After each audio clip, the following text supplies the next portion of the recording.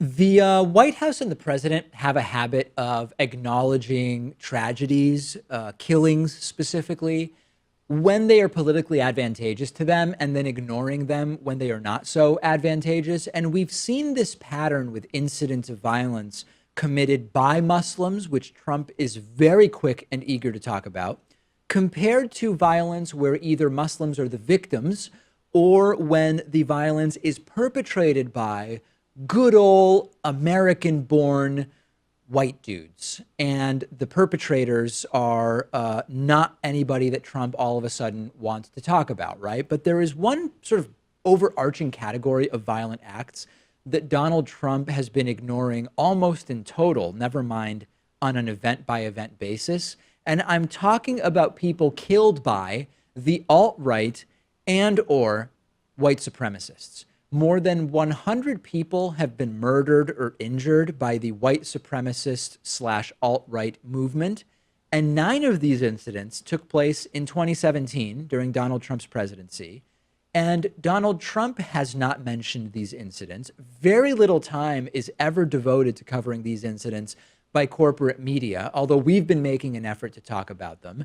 And of the 100 plus that have been killed or injured by alt-right nuts or white supremacist extremists or whoever, of the 100 plus, 43 have been black, brown, or Muslim, and not a word from Donald Trump about them. And thanks to the work of the Southern Poverty Law Center, we have data about these incidents. And from the SPLC's report, they say, quote, these perpetrators were all male, and with the exception of 3 men, all under the age of 30 at the time they are alleged to have killed.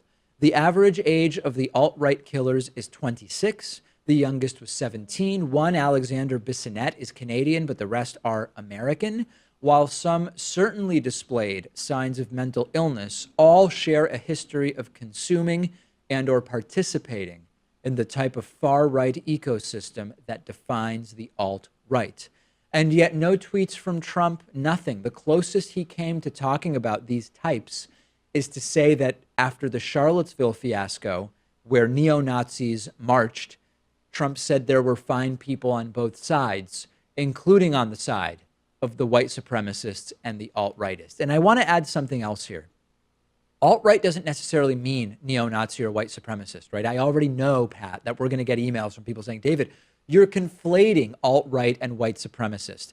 I'm not. There's alt-right and there's white supremacist, and they're not necessarily the same thing.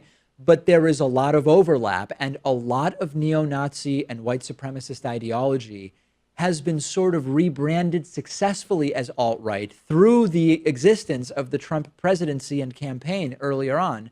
And that makes it sound way better. It makes it sound way less threatening, but it's still the same toxic, vile drivel that we're familiar with. And this is part of the bigger context of normalization of extreme views. One of the biggest effects of the Trump candidacy and presidency has been not policy, for example, although we talk about policy, not the destruction of the reputation of the United States around the world as a result of Trump being in the White House, although we've talked about that as well. It's been the normalization of extreme ideas. That is a major trend of the Trump White House and the impact of it. And we've got to keep working against that normalization because it's happening very aggressively.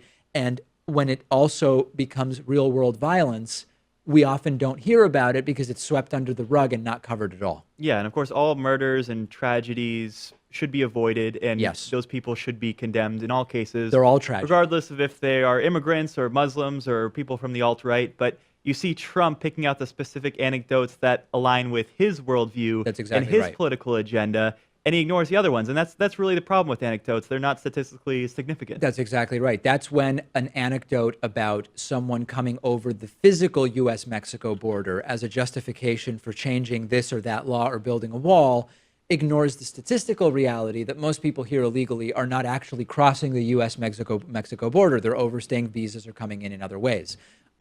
It's really a shame, and it really does expose the just totally blatant political nature of everything that the Trump administration has been doing.